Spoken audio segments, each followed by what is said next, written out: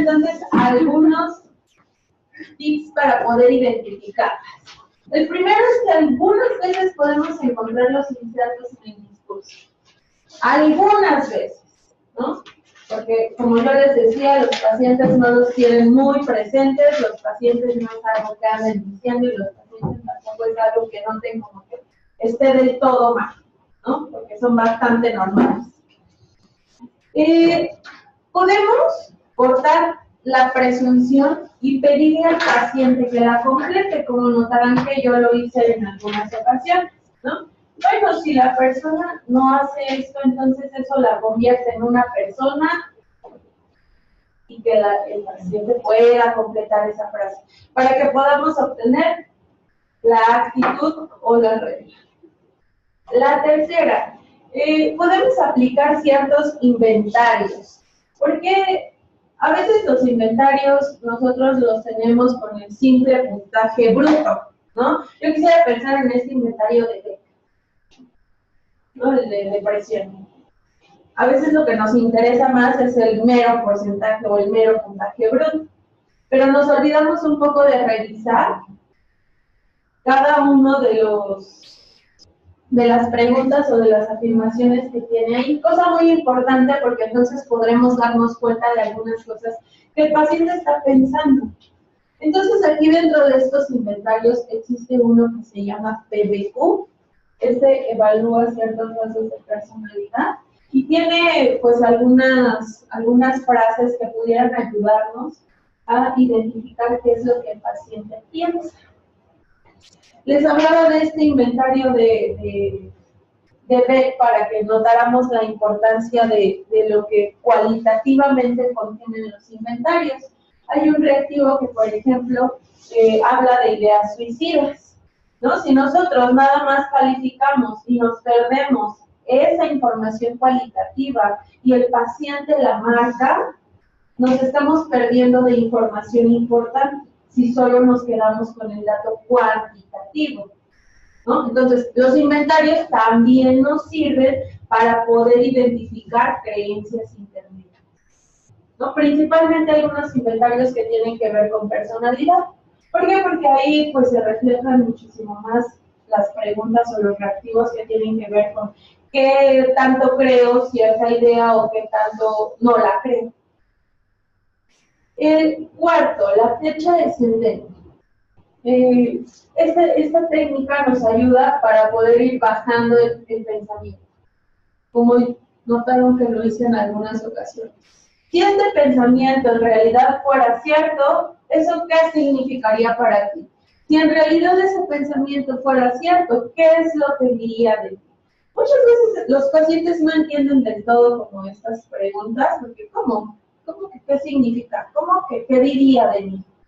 ¿No? Al final buscamos que el paciente pues intente esforzarse en este sentido de poder encontrar la verdadera razón de lo que está pensando. Podemos usar otras preguntas, ¿no? Como lo he hecho yo ahora con algunos de ustedes, ¿no? Que no necesariamente sean como tan teóricas, pero bueno, el objetivo es el mismo, tratar de encontrar el verdadero origen o la verdadera significancia que le da eso. Yo quisiera que ustedes lo pensaran a razón, no de concluir las cosas por el paciente, sino a razón de que nosotros estamos en todo momento indagando qué es lo que está pensando el paciente.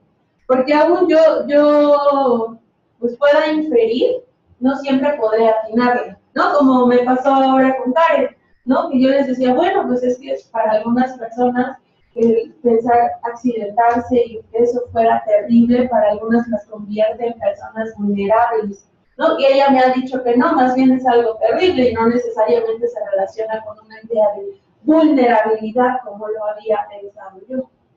Al final estamos buscando, indagando y nos podemos guiar de ciertas preguntas para poder hacerlo.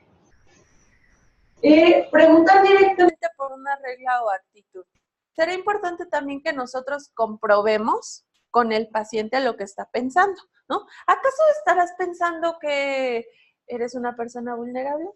¿Acaso estarás relacionándolo un poco con la valía que tienes como persona? ¿Acaso tu regla o lo que tú piensas es así. Por ejemplo, hace poquito hablaba con un paciente, bueno, y dentro del discurso y dentro de lo que él me decía, él concluía que no tenía que cometer ningún error, porque si cometía un error, las personas que amaba no lo iban a querer, ¿no? Entonces, había una parte en donde hablábamos del error y había otra parte en donde él sentía que no encajaba. Entonces, uniendo estas dos, yo se lo pregunté. Le dije, ¿qué tanto te checa esto que te voy a decir? Si cometo un error, las personas no me van a querer. Y me dice, sí, me checa. Así lo pienso. Así creo que es.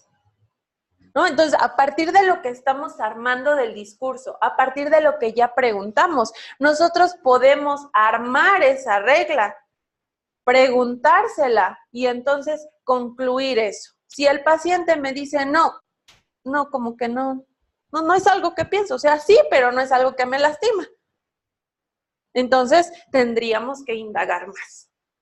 Pero sí vale la pena que nosotros hipoteticemos un poco para incluso a veces ahorrarnos tiempo cuando ya nos ha costado mucho trabajo sacar la creencia intermedia del paciente. También es importante que nosotros podamos encontrar un patrón de pensamiento, ¿no? Por ejemplo, como nos sucedió con Mari, ¿no? Hay un patrón de pensamiento en donde la idea siempre cae en inútil, inútil, inútil, de todos los modelos cognitivos que ya hemos armado. Entonces, también podemos encontrarla así, también. Y tenemos que preguntar, siempre preguntar, porque al final todo lo que armamos son meras hipótesis. Y como cualquier otra hipótesis, hay que comprobar, refutar o seguir investigando. ¿Vale? A razón de analogía sirve mucho como analogarlo un poco con una película. El paciente al final arma escenas, como esta creencia que les he compartido de mi paciente. Si me equivoco, entonces me van a dejar de amar. Podemos armar una escena a partir de la misma vida del paciente. Oye, quisiera que imagines que sucede esto. Y de repente en tu trabajo te equivocas. ¿Qué crees que pasaría? ¿Qué crees que haría la gente? ¿Cómo crees que eso te haría sentir? Y entonces puede enlazarlo con la escena que sigue, en esa película que él está viendo de su vida, que al final se sigue repitiendo. ¿Sí me explicó? Podemos enlazarlo también así para que nosotros podamos unir la actitud con la regla y al final concluir con la presunción. Podemos usar ejemplos de otras personas.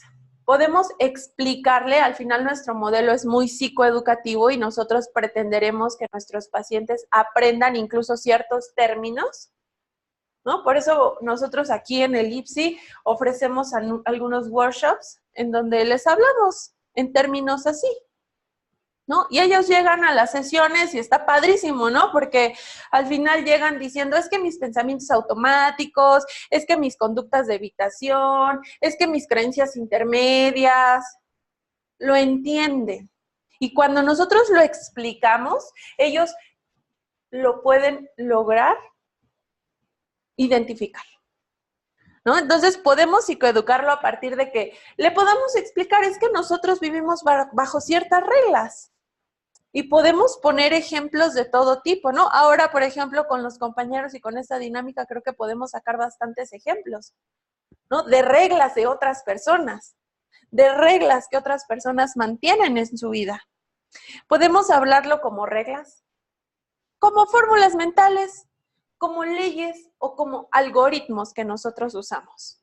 Estos términos, bueno, pues pueden ser a razón incluso de la misma profesión del paciente, ¿no? A lo mejor a algunos ingenieros les quedaría más la palabra algoritmos y la cachan más, ¿no? A algunas otras personas les quedaría más las palabras reglas o la palabra leyes, como leyes que se siguen. O a algunos les quedaría más la palabra, es como un cuento.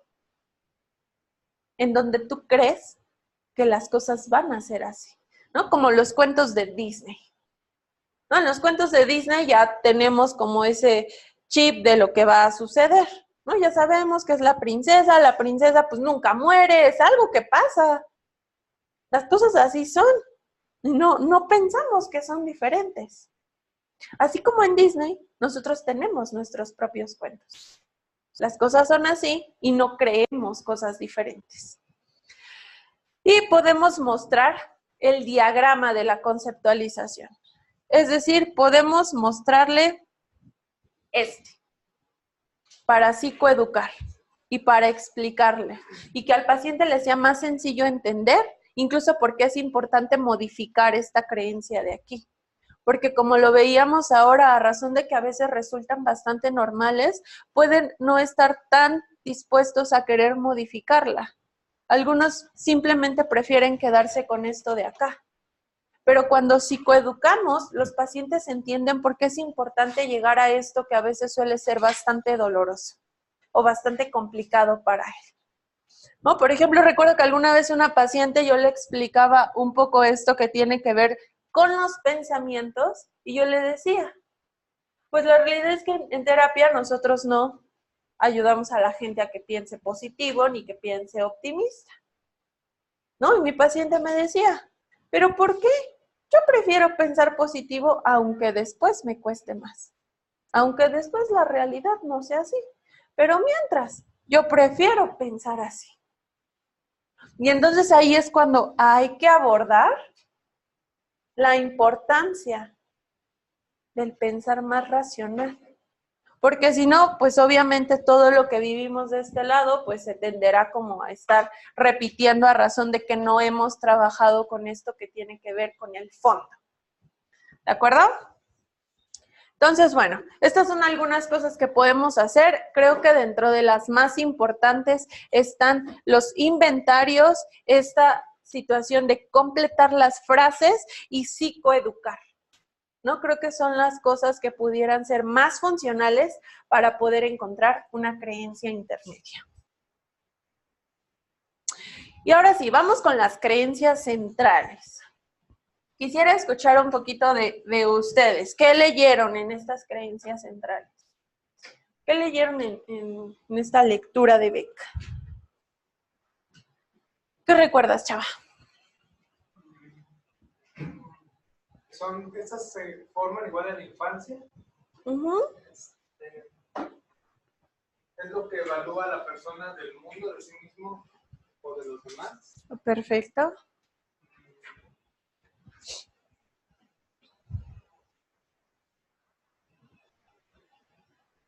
Son la base de las intermedias y de los pensamientos automáticos. Se pueden manifestar de esas maneras.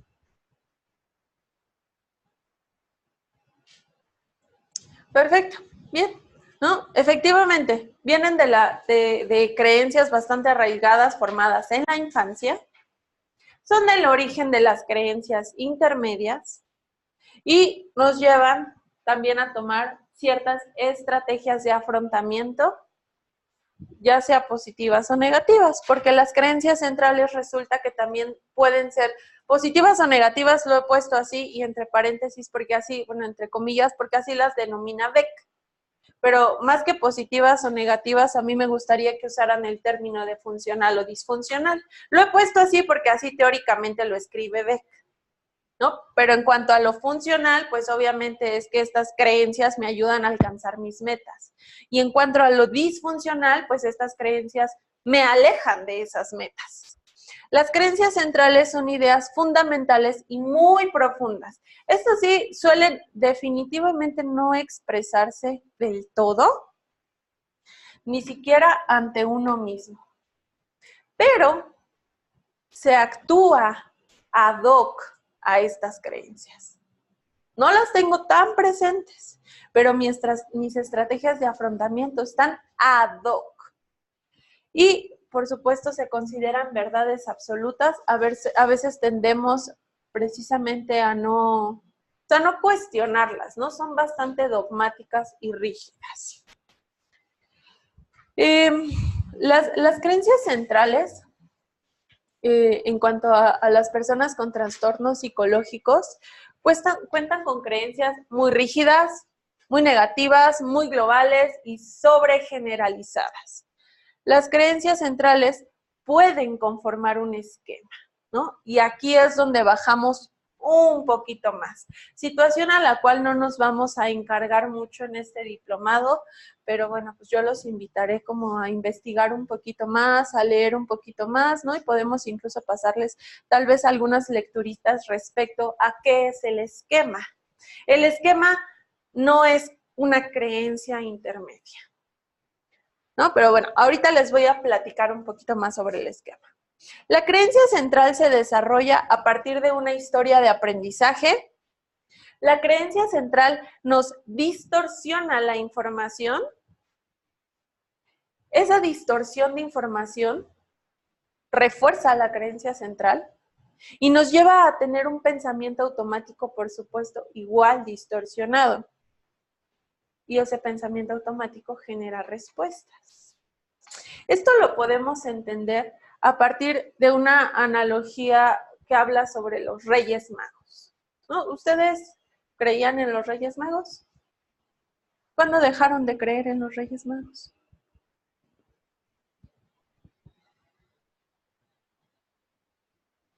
Como a los 10 o como a los 11. Ok, como a los 11. Bien. ¿Qué pasó para que dejaras de creer, Mari? Pues escuché a mis compañeros de la escuela comentar que los Reyes Magos eran mis papás. Ok. Entonces, cuando se lo pregunté a mi mamá, me dijo, ¿sabes qué? Sí, es cierto. Ok. ¿Antes de eso sucedió algo que te hiciera pensar que no existían? Sí, que siempre me preguntaban mis papás qué querían. Ah, ok. Eso me hace dudar. Ok, te hacía dudar. Ok, pero ¿qué concluías? ¿Dejabas de creer? No, ¿Qué pensabas? yo decía, no, pues es coincidencia. Ok, Sí, es cierto que sí existe. perfecto. Justo como esto funciona la creencia central. Es una idea que tenemos sobre los Reyes Magos. Nos llega información y nosotros nos encargamos de distorsionarla. Es coincidencia.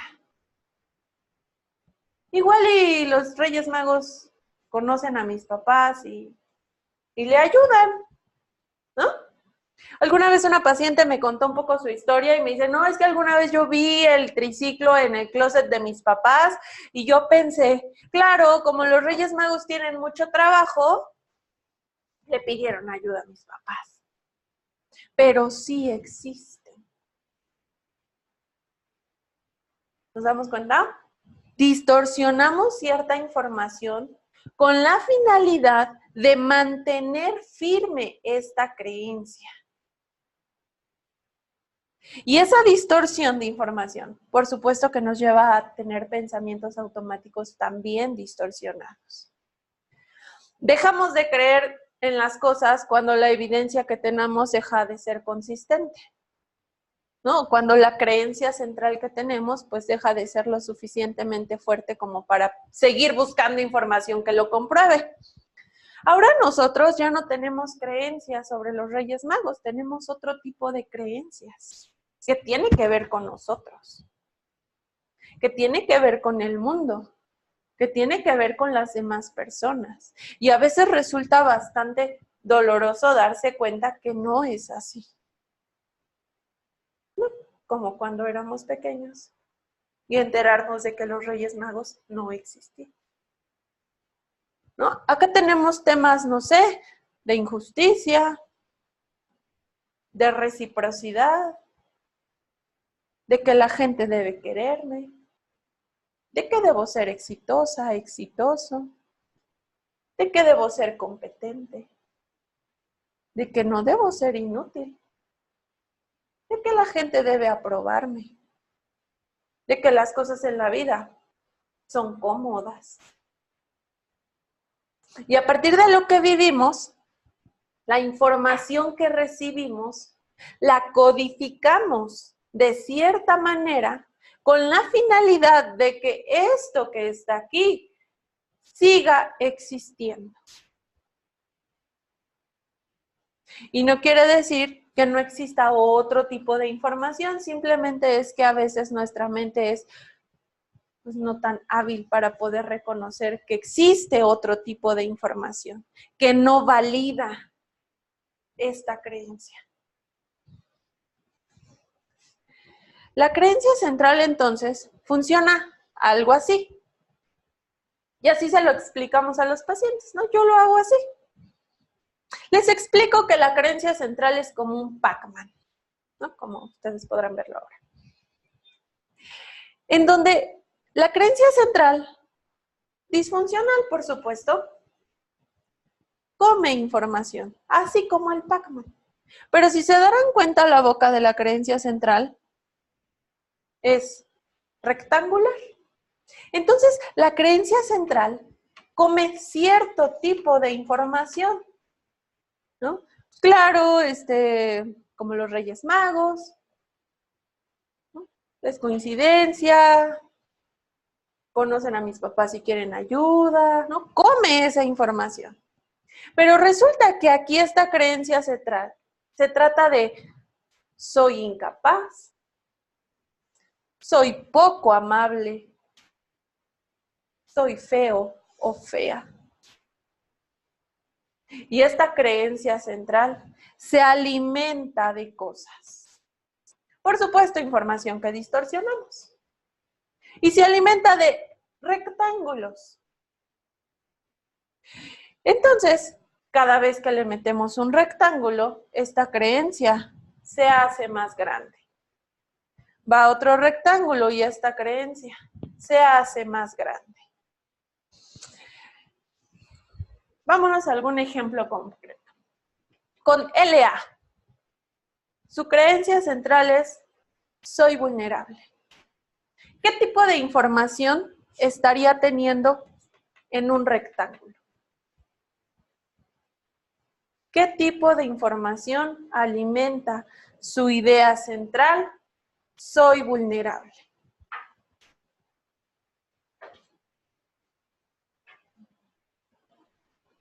Los pensamientos que tiene sobre su taquicardia. Excelente, excelente. Tengo una taquicardia. Eso es peligroso. Entra esta creencia central y se hace más grande. ¿Qué otro tipo de información estaría comiendo esta creencia central?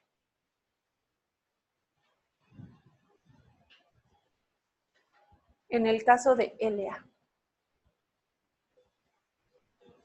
Por ejemplo, que su esposa le refuerce y que se sienta así, que lo lleve al médico luego. Ok, mi esposa me lleva al médico. Eso significa que sí estoy mal. Para adentro. ¿Qué otra información?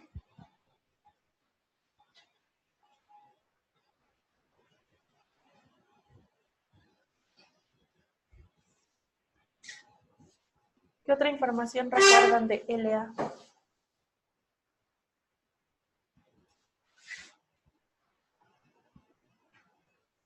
¿Es siempre en forma de información o pensamiento o también pueden ser Evidencia, conducta. Simplemente es evidencia, es información, ya sea pensamiento, sea conducta, simplemente es información que refuerza o que hace más bien más grande esta creencia central.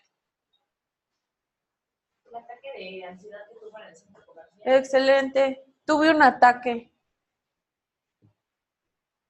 Significa que sí soy vulnerable. Necesito ansiolíticos para poder... Excelente, tomo ansiolíticos. Eso es sumamente grave.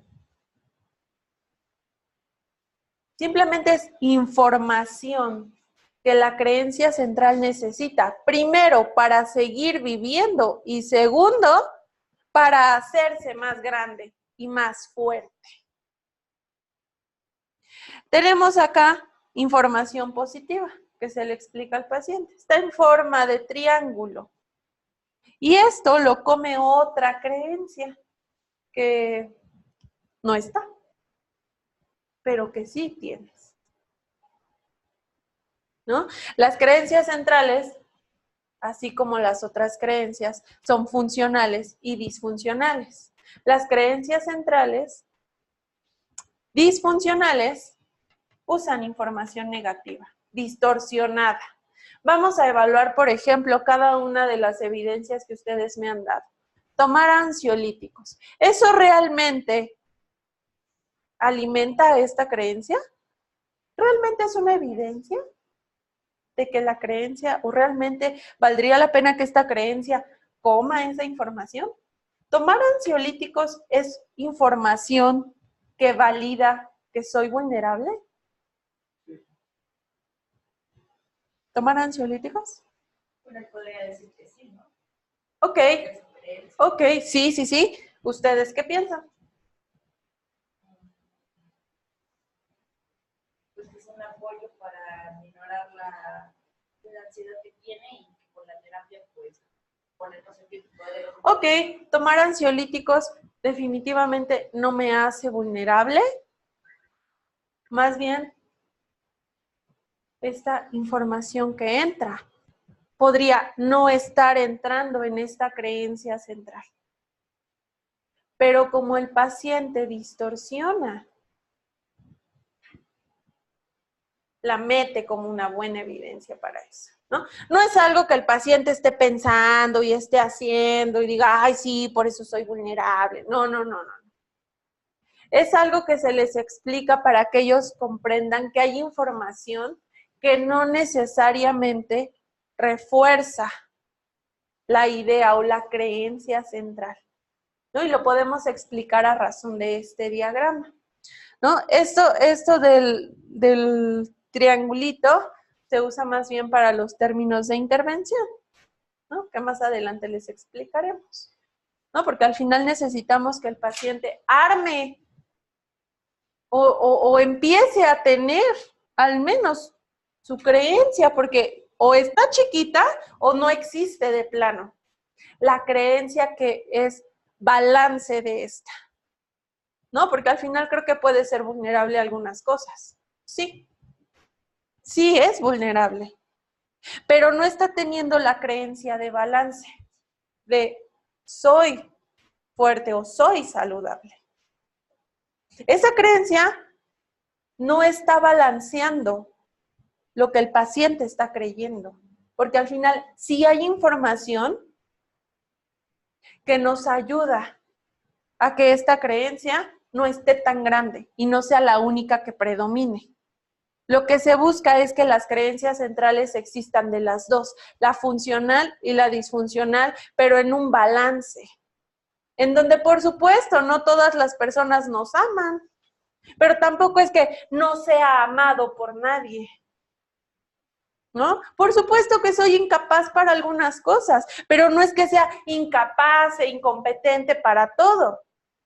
Hay que crear la creencia central de balance. Algunos la tienen, algunos no la tienen. Entonces hay que ayudarles siquiera apenas a vislumbrar que sí existe.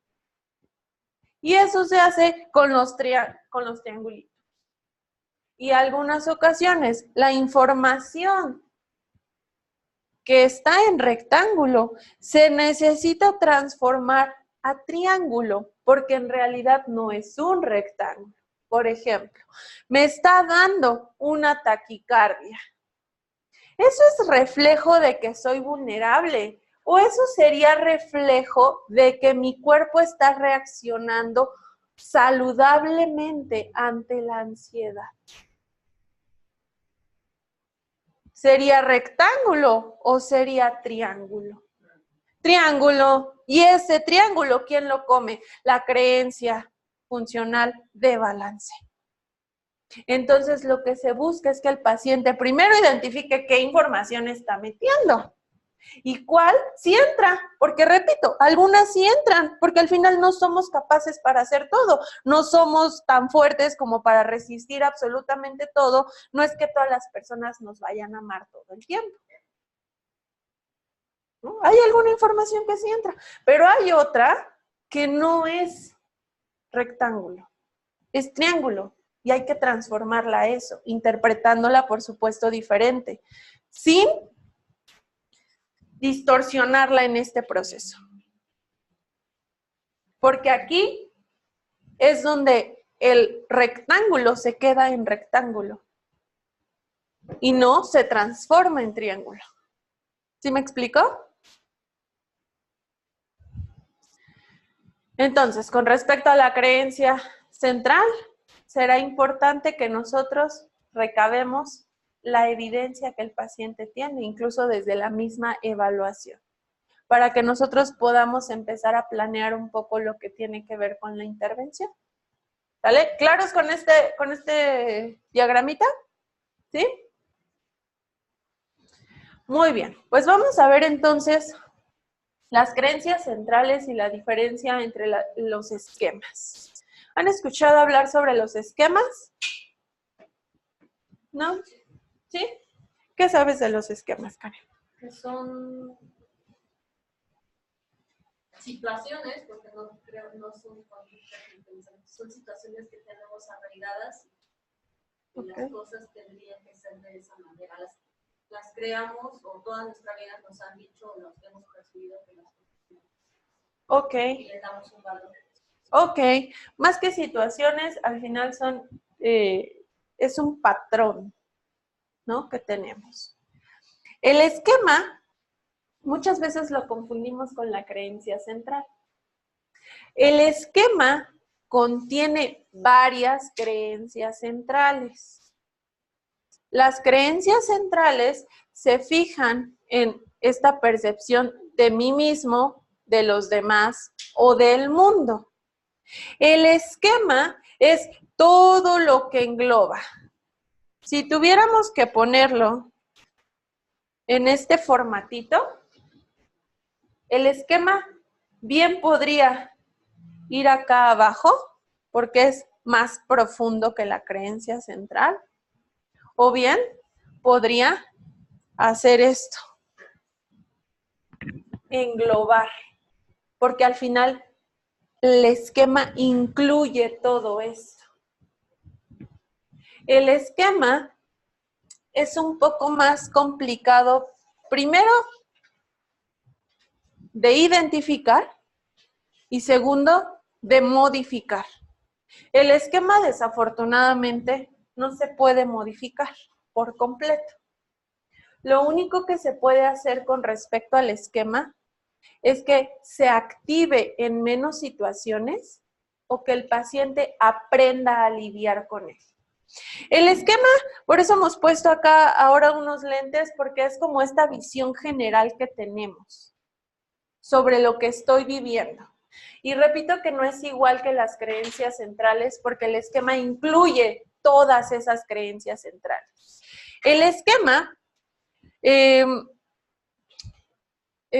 la base, precisamente, de la diferencia entre todas las personas. Existen esquemas maladaptativos y no todas las personas los tenemos. Tenemos un esquema, sí, pero muchas veces ese esquema no es maladaptativo. Los esquemas maladaptativos aparecen más bien en los trastornos de personalidad. Entonces, los trastornos de personalidad, por esa razón, no se solucionan con simple terapia cognitivo-conductual.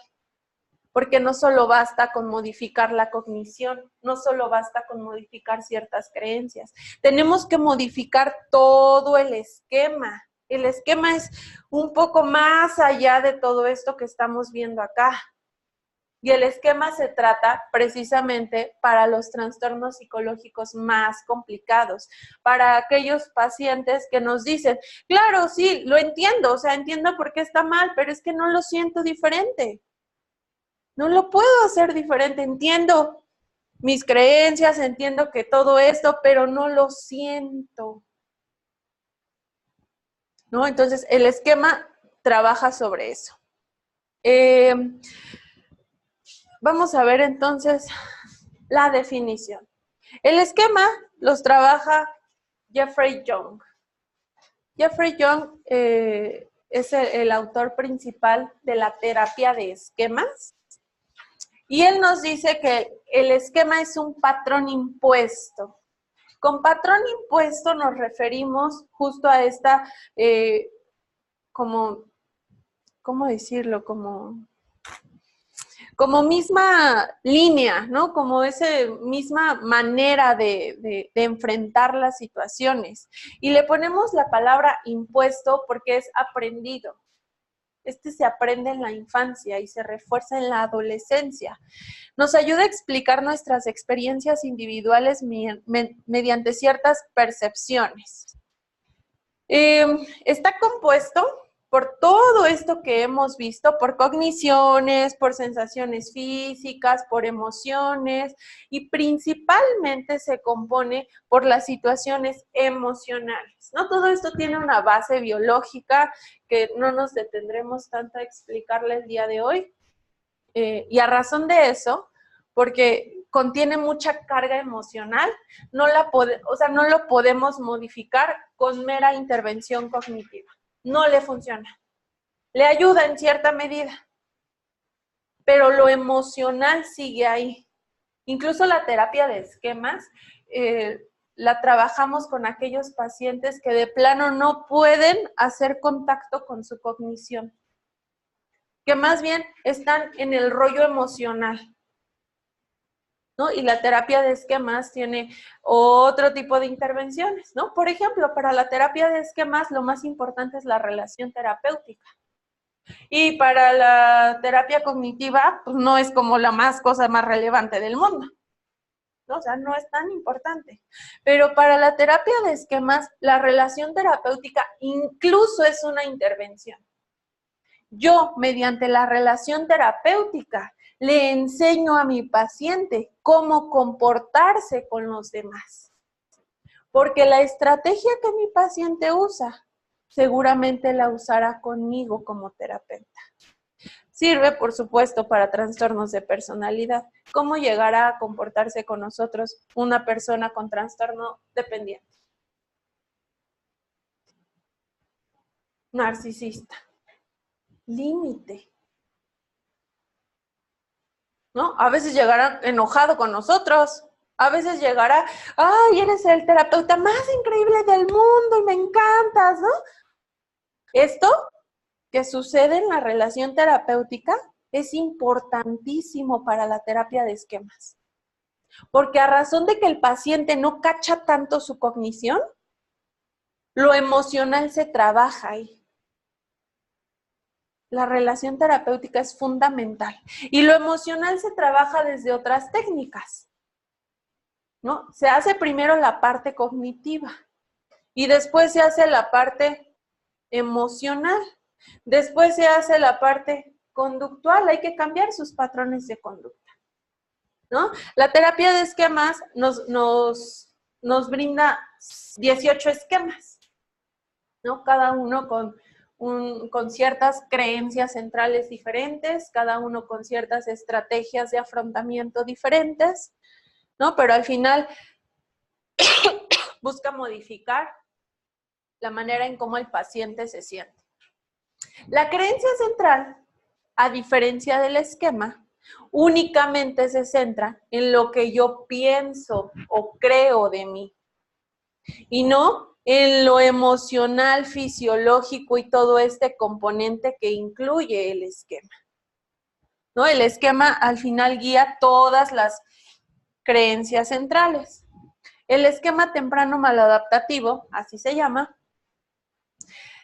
contiene la parte cognitiva, contiene la parte, bueno, y en la parte cognitiva nosotros trabajamos la distorsión, ¿no? Y hasta aquí se queda la terapia TCC. Aquí inicia, ¿no? La terapia TCC. Pero para modificar el esquema les he dicho que no basta solamente con eso. Hay que cambiar la parte afectiva, ¿no? Con otro tipo de técnicas. La situación afectiva o la situación emocional viene a partir de estas situaciones biológicas que tienen que ver con la adquisición del trauma. Aquí nosotros lo explicamos, o bueno, la terapia de esquemas lo explica. A razón de que en la amígdala guardamos información sensorial.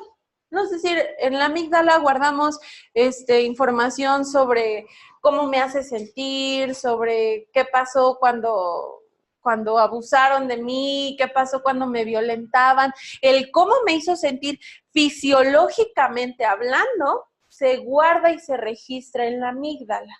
Esto con meros fines evolutivos, por supuesto, ¿no? Porque al cerebro le conviene registrar situaciones peligrosas. Además de registrar información en la amígdala, nosotros registramos información en otra parte del cerebro que se llama hipocampo. En el hipocampo nosotros registramos información lingüística, cognitiva.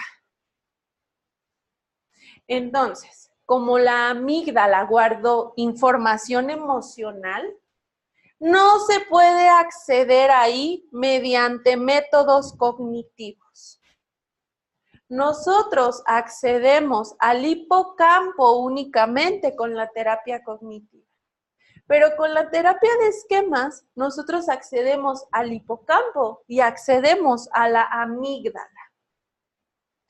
Y por eso no podemos modificar del todo los esquemas, porque no podemos cambiar la información registrada en nuestra amígdala por mera supervivencia. Yo tengo que registrar qué situaciones son peligrosas. Y no, o sea, mi cerebro lo guarda. No las tengo que volver a enfrentar, ¿no? Y en esta situación de esquemas, las personas registran abandono, abuso, desconfianza, incapacidad, fracaso. Por eso no todos tenemos esquemas maladaptativos, porque no todos vivimos circunstancias muy adversas para poder desarrollar un esquema que impacte tanto y que afecte biológicamente a la amígdala. Por eso no todos tenemos esquemas maladaptativos. ¿Tenemos esquemas? Sí, pero no maladaptativos todos. Entonces, no todos trabajamos, o sea, más bien no a todos los pacientes se les aplica terapia de esquemas. ¿No? Simplemente se queda hasta creencia central y ya, con eso funcionará bien. ¿No? Entonces, aquí, en la intervención emotiva, ¿no? de lo emocional y lo afectivo, nosotros hacemos que el paciente reviva la situación mediante la imaginación y que ahí modifique lo interpretado, pero siempre y cuando el esquema esté activado emocionalmente hablando. Porque si alguien con un esquema de fracaso, yo llego y le digo, sí, no, fíjate que el fracaso y así, no es así, ¿no? Y entonces me dice, sí, pues sí, lo entiendo. Pero lo he entendido en el hipocampo, pero necesito que lo entienda en lo emocional. Cuando la amígdala está activada, cuando el esquema está activado. El esquema se prende y se apaga ante situaciones. Y yo puedo intervenir para modificarlo únicamente cuando se prende. Si está apagado, yo no puedo hacer mucho. Necesito prenderlo. ¿Cómo lo prendo? Regresando a las situaciones adversas de su vida. ¿No? Toda una técnica, pero bastante efectiva para poder hacer el cambio emocional. Después de eso nos vamos a la parte conductual e interpersonal. Una vez que el paciente ya lo entiende desde la parte del hipocampo, una vez que el paciente también ya lo siente diferente, el paciente ya puede hacer cosas diferentes. ¿No? Funciona muy similar a la terapia cognitivo-conductual, pero nosotros le ponemos muchísimo más empeño a la parte emocional. Y en la parte cognitivo-conductual, lo emocional cambia con el hecho de cambiar el pensamiento, ¿no? Y por eso los pacientes pueden hacer las cosas más fácil. Pero si el esquema es mal adaptativo, si cambiamos el pensamiento, no podrán ser capaces de aún hacerse, o sea, de hacer cosas diferentes o de que sus estrategias de afrontamiento sean distintas. Porque siguen sintiéndolo así. Siguen sintiéndolo peligroso. Siguen sintiéndolo como fracaso. Siguen sintiéndolo como abuso. ¿No? Entonces, es un tanto diferente, pero al final no quisiéramos que ustedes se pierdan de esta información del esquema, porque probablemente hay algunos pacientes que no lo logren con las técnicas que acá les vamos a dar, ¿no? Es para cierto tipo de pacientes y por supuesto podemos hacer cosas y podemos hacer cambios, claro que sí, pero a un límite, ¿no? De repente si les llega una persona con trastorno límite de la personalidad, no sé siquiera si pueda hacer como clic con sus cogniciones. ¿No? A veces la verdad es que no lo logran mucho.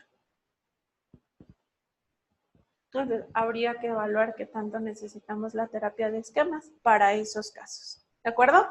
¿Dudas con el esquema? ¿No? Como de manera muy general, bueno, habría que hablar como otras cosas. Ay, bueno, esto está bastante interesante porque en la parte interpersonal, dentro del esquema, nos explica ¿por qué nosotros elegimos a las parejas que elegimos?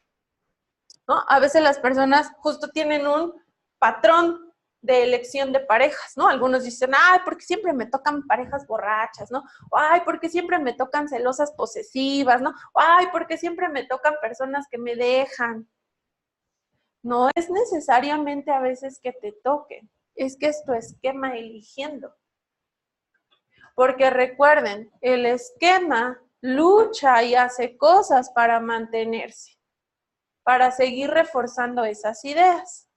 Entonces, lo que hay que hacer, ¿no? Desde esta lógica del esquema, pues es seguir repitiendo esos patrones disfuncionales que tenemos. ¿Vale? Entonces, bueno, el esquema es como otro rollo, pero sí quisiera que se lo lleven como en cuenta. Vamos a ver entonces las creencias funcionales, ¿no? Vamos a quedarnos entonces hasta aquí a las creencias centrales. Hay tres, ¿no? Desde esta terapia de Beck. Desde la teoría de Beck nos propone tres creencias centrales. Obviamente las funcionales y las disfuncionales. Las funcionales nos hablan de la posibilidad de ser amado, ¿no? Sí es posible que la gente me quiera, ¿no? ¿En qué medida ustedes creen esta creencia? Del 0 al 10, ¿qué tan creíble es para ti esta idea? 10. ¿Sí? ¿Es posible que la gente te ame? ¿Pati? 9. 9. ¿Chava? 10. 10. ¿Cati? ¿Un 3? ¿Sí? ¿Posibilidad? Ajá. Ah. 7. 8. 10. Un 10. Perfecto. Entonces no tenemos mucho problema en esa creencia, ¿no? Nos creemos posibles, ¿no? De capturar el amor de alguien, de que alguien nos ame por cómo somos, por lo que somos y por lo que tenemos. Nos permite, creemos que algo dentro de nosotros nos permite tener amor e intimidad de otras personas. Vamos con la otra. Ah, entonces ya no.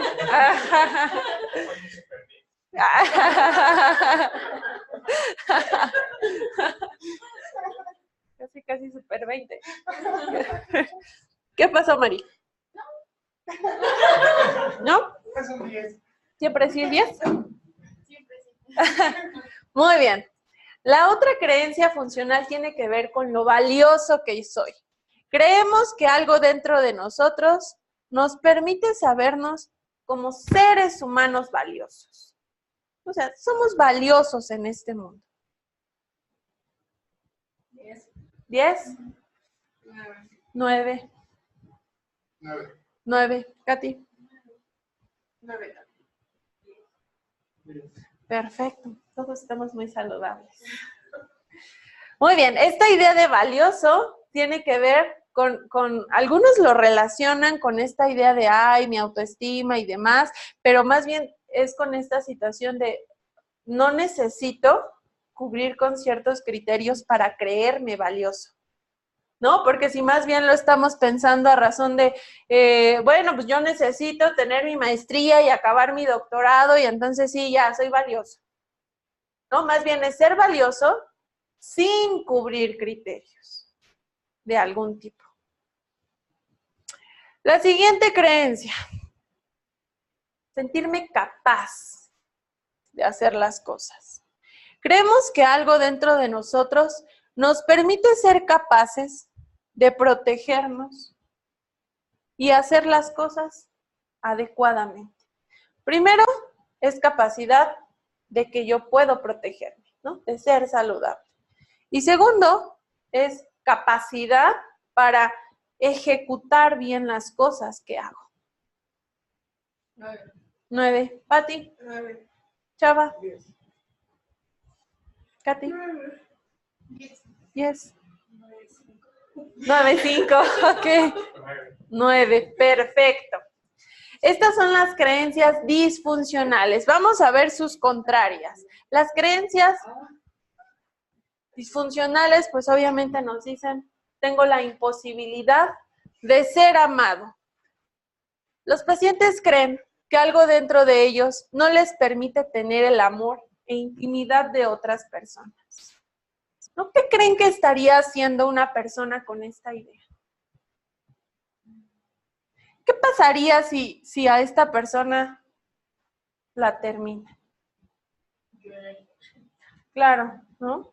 Estaría teniendo creencias intermedias muy distorsionadas, pensamientos automáticos muy distorsionados, emociones bastante elevadas y por ende conductas disfuncionales.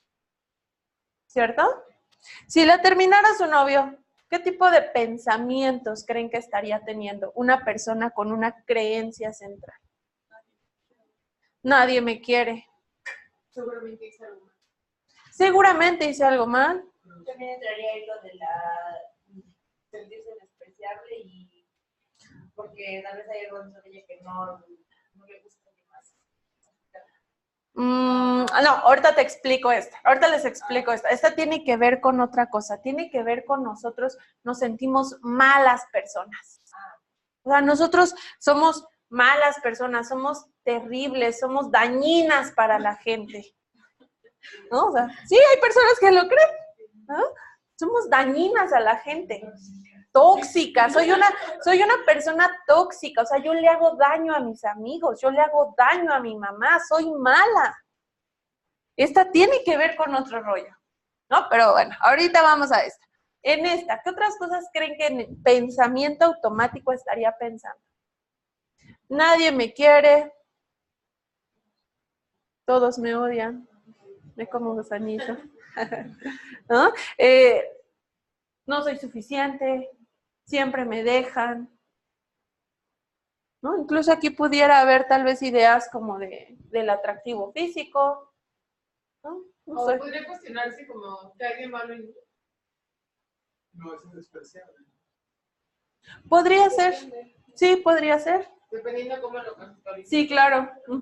¿Qué hay de malo en mí? Si se dirige a esta situación de maldad, híjole, ¿qué hay de malo en mí? Siempre hago daño. O ¿qué hay de malo en mí que la gente no me ama? ¿Qué hay de malo? O sea, ¿qué tengo yo que no puedo lograr que la gente me quiera? Pero ¿cuál es la diferencia entre esa maldad? Al final de lo malo implica fealdad, por ejemplo, no. Por eso me confundí un poquito. Ajá. Término de malo, ¿en qué términos? Es que aquí es como dañino, como que yo soy una persona malvada, como que soy una persona maquiavélico del lado del infierno, soy una persona mala. Y arriba, mira aquí. Incluso aquí en esta pueden tener términos un poquito más claros. Despreciable, soy malo,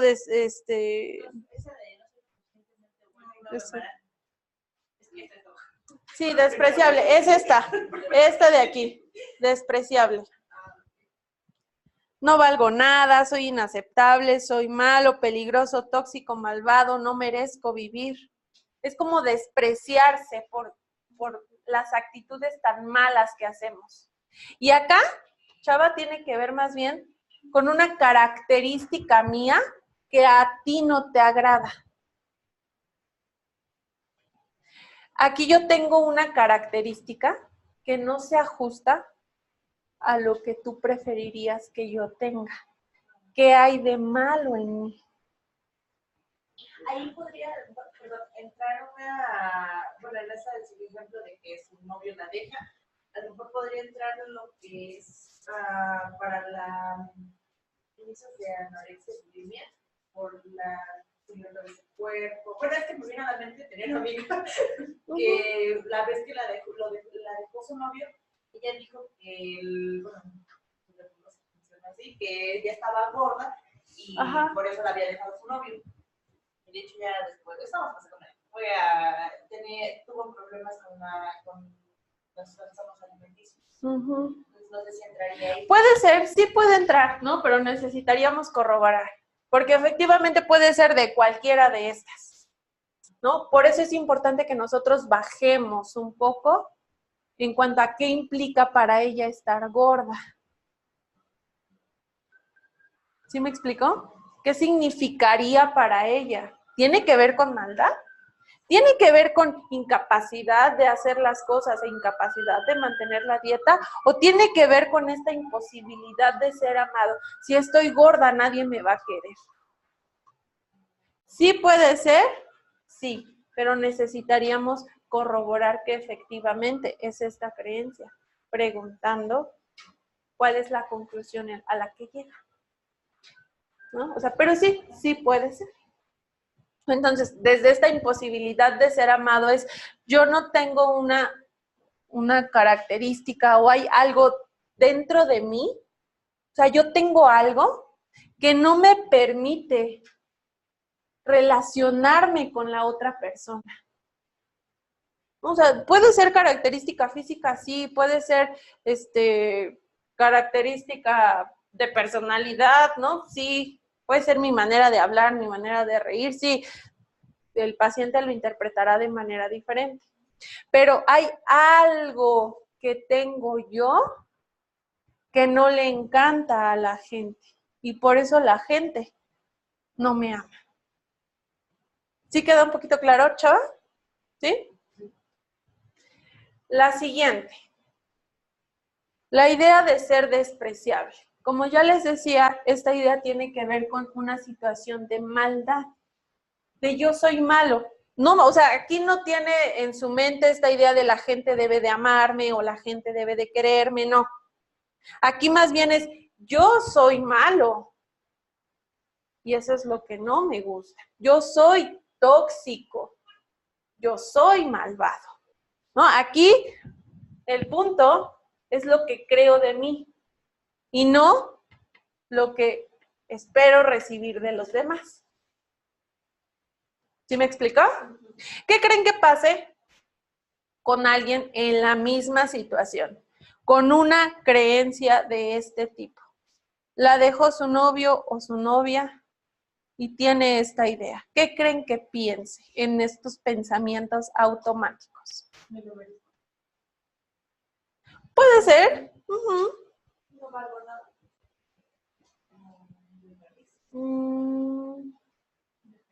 Depende. No valgo nada y le hago daño por eso a otros. No los daño. Con esta idea de castigo, de merezco ser castigado porque soy malo. No valgo nada y los otros no me valían, no vale. Puede incluso pensar, oh, está sufriendo por mí, soy malo.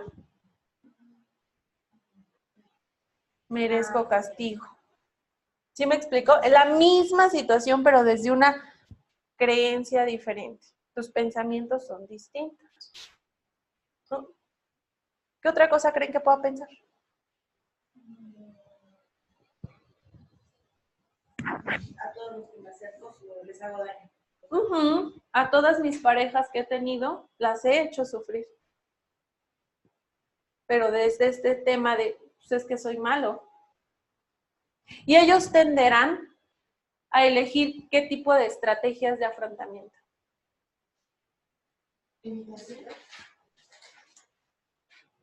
Pueden evitar, ¿sí?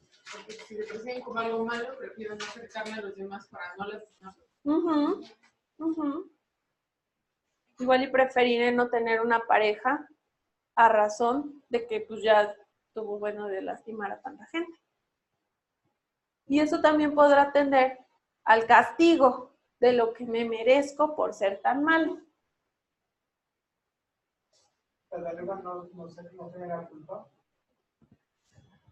La de arriba, pues yo creo que todas. Es que todas caerían en si es culpable, me merezco. Pero desde un tema diferente. O sea, sí, todas pueden tener enojos, sí, todas pueden tener culpas, sí, todas pueden tener autocrítica, sí, pero desde un tema diferente. Y eso es lo importante, entender el tema del paciente. Porque no podemos decir, es culpa, entonces allá, es enojo, entonces acá, ¿no? O sea, más bien es así, pero desde qué tema. ¿Qué tema? ¿Qué creencia? Ok. ¿Cuál es el significado, el fondo de eso? Bien, ¿claros con esta? ¿Sí? Y bueno, yo también quisiera que ustedes vayan viendo el contraste, ¿no? Porque al final es el contraste de estas funcionales que vimos. Posibilidad de ser amado, imposibilidad de ser amado. Valioso, soy valioso. Soy despreciable. No es su contraste. Y en este tenor lo que se buscaría, pues es que creemos estas ideas de balance. Lo ideal es eso, que sea capaz y incapaz. Porque al final si le decimos al paciente, claro, tú eres posible, o sea, tú eres como todo poderoso y todos te van a amar, ¿no? Al final caemos en la misma irracionalidad, porque eso no es así, ¿no? O si le digo, oye, pues tú eres, ¿no? Todo bondad y todo lo haces increíble y eres la mejor persona del mundo, no, tampoco. Necesitamos crear ese balance en la creencia de las personas. No se trata de crear estas ideas fantasiosas o de que al final las creencias funcionales pues sean las únicas que existen. Se trata de crear el balance. Vamos con la siguiente. Indefensión o desamparo. Esta creencia tiene que ver con lo incapaz que soy yo de hacer las cosas. Los clientes creen que algo dentro de ellos no les permite ser capaces de protegerse o de hacer las cosas. Esta situación de protegerse tiene que ver con este rollo del que les hablaba de la vulnerabilidad. No, la verdad es que hay muchos pacientes que tienen este tema de vulnerabilidad con respecto a la ansiedad, sobre todo. ¿No? Ahora nos llegan muchos pacientes, bueno, pues para empezar el ataque de pánico, ¿no? Que ahora es como... Creo que tenemos bastantes pacientes en ese tenor. Y otros que tienen que ver con la ansiedad a la enfermedad. ¿No? De esta idea de, no, es que no puedo enfermarme. Ya me salió una ronchita y ve, esto puede causar algo muy grave. Incapacidad de protegerse. Al final se siguen creyendo vulnerables. Pero no es que, pues sí, son vulnerables ante ciertas cosas. Tampoco se trata de que nunca se van a enfermar y nunca van a tener una dolencia física. Se trata de que comprendan que también tienen capacidad para protegerse. Son fuertes en cierto sentido y no únicamente los describe una creencia de vulnerabilidad. ¿Cuál de esos tres cree que tiene LA?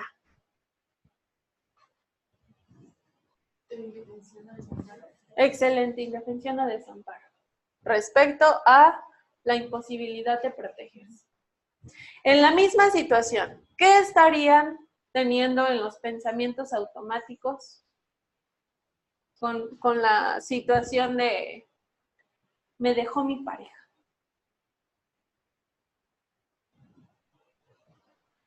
¿Qué va a hacer de mí ahora que estoy solo? Si se siente indefenso, incapaz. Ah, puede ser, claro. Ujú. ¿Qué va a hacer de mí si estoy solo? A razón de sentirme indefenso, claro. ¿Qué otro pensamiento?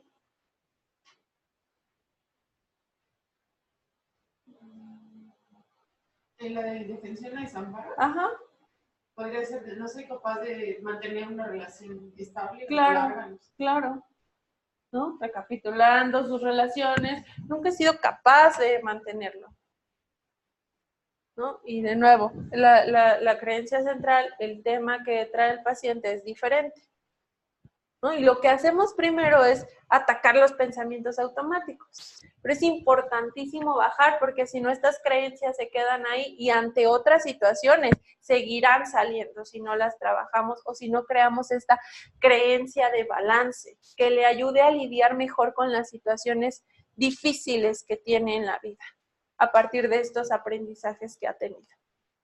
¿Cómo caen estas 6 o esas 3? Beck las maneja así y al final sí podemos conceptualizar a los pacientes en estos términos, ¿no? Pero yo quisiera que ustedes tampoco se queden con la idea de que únicamente hay estas 3, ¿no? Por ejemplo, a mí me gusta mucho trabajarlo a partir de los esquemas, ¿no? Porque los esquemas son 18, ¿no? Pero creo que cada uno de ellos puede ajustarse a esto. O sea, sí lo podemos hacer, ¿no? Porque al final este tema de despreciable o este tema de acá o de acá, no solamente se va a una línea. Si te das cuenta, por ejemplo, en esta creencia central de indefensión, no únicamente entra como lo hace LA de vulnerabilidad. Entra en incapacidad de hacer las cosas y aquí puede entrar fracaso. ¿No? Aquí puede entrar esta situación de perfección. ¿No? Debo ser perfecto. Pero, bueno, una persona puede tener una creencia central para distintos temas, o sea, para distinta cosa, o hay una que le atañe a todo su esquema. No. Puede tener varias en diferentes situaciones. Uh-huh. Puedo tener esta con mi papá, puedo tener esta con mi pareja, pues, ¿no? O sea, sí puede pasar, pero es poco usual, ¿no? Porque la realidad es que nosotros aprendemos una misma línea en cómo funcionamos, ¿no? Y a veces creemos más en ciertas cosas. Al final tenemos las 3, pero hemos aprendido y reforzado más una, y es la que nos causa más conflicto. Pero sí pueden aparecer las demás. Y así como los esquemas, estas también se prenden y se apagan. Se prenden ante ciertas situaciones y se apagan ante otras. ¿A partir de qué? De nuestros mismos aprendizajes. Y a partir también de cómo nosotros hemos desarrollado las creencias intermedias. Porque de eso depende lo que hemos hecho, cómo he hecho para lidiar con mi estrategia de afrontamiento. ¿No? Desde esta analogía que les ponía la pastillita, pues claro, si mi estrategia de afrontamiento ha sido esa, he reforzado todo el tiempo ese tipo de creencias intermedias y he reforzado todo el tiempo esta creencia central. ¿No? Entonces, vale la pena que bajemos en el modelo cognitivo para poder atacar este tipo de ideas. A veces un poco más dolorosas para los pacientes, porque yo quisiera que ustedes se imaginaran una persona que en esta creencia cree el 2, ¿no? O en esta, bueno, hablando de estas, ¿no? El 2, el 1, el 3. Hay que ayudarle a poder crear sus creencias de balance. Podemos verlo con como con estas frases, ¿no? Que podrían decirlo. Y al final, no es que lo digan así, pero nosotros podemos, pues, empezar a hipotetizar un poco. Y por eso les he pasado esta hojita. Porque es algo que nosotros usamos en el instituto para poder ayudarnos a identificar mejor la creencia central. Imposibilidad de ser amado. Puede empezar: no encajo, nadie podrá amarme, soy apático, soy desagradable, poco atractivo, seré rechazado, seré abandonado. Este tipo de lenguaje a veces suele decirlo el paciente, ¿no? Y sobre todo cuando su creencia está activada. Por eso cuando están llorando, cuando están ahí viviendo la misma escena, ¿no? Por eso a veces es importante que nosotros regresemos a esta técnica de la imaginación, del role-playing, porque justo ahí se activan las creencias y ahí podemos sacar información importante que el paciente necesita saber que tiene y que sí existe en él, ¿no? Y que es importante modificar. Otra cosa que creo también que importante y que funciona dentro de la misma dinámica de estas creencias es que a veces podemos tener dos, o usamos una como con fines de otra. Les explico.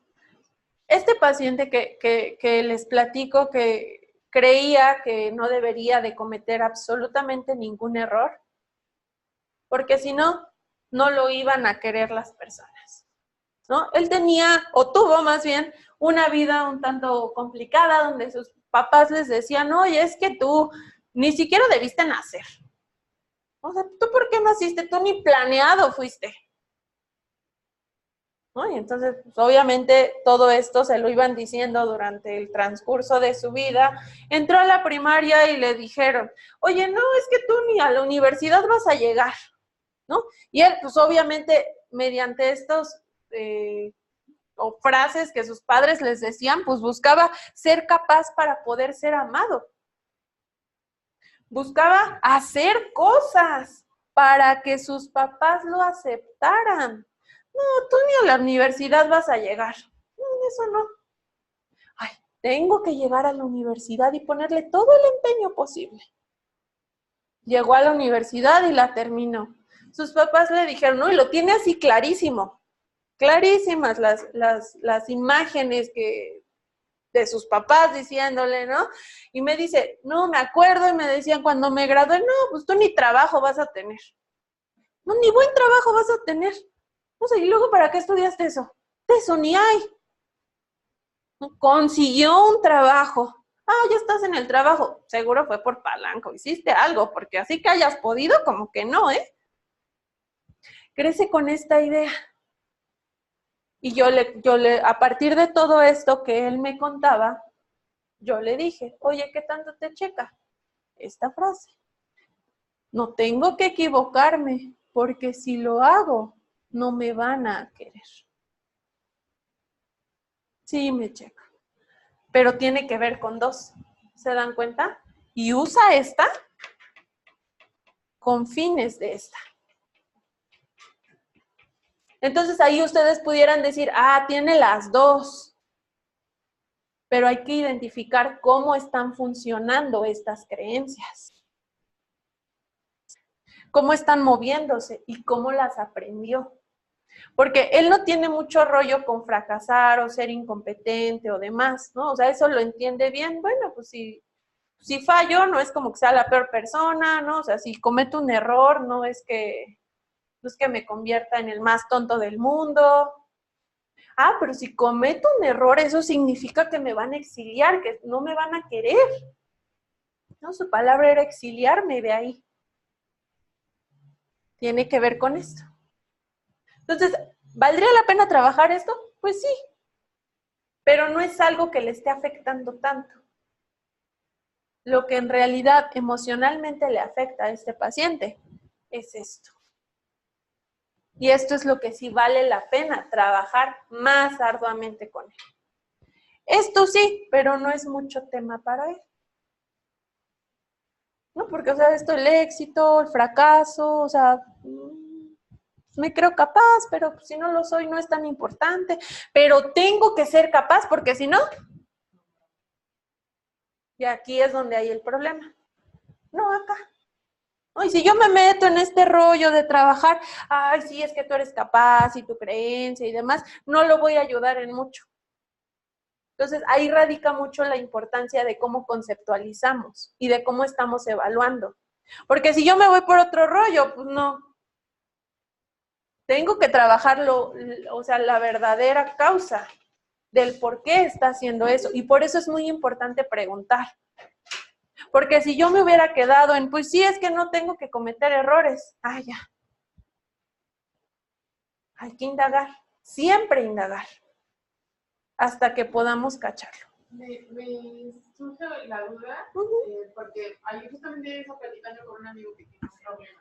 Ajá. Entonces, él me genera la duda de, o sea, ¿en dónde podría ubicarlo a él, no? Porque me estaba contando que fue intercambio de la universidad y casi todo el tiempo vivía solo. Entonces, de pronto regresaron sus papás de México y yo vivir aquí a Pachuca con él.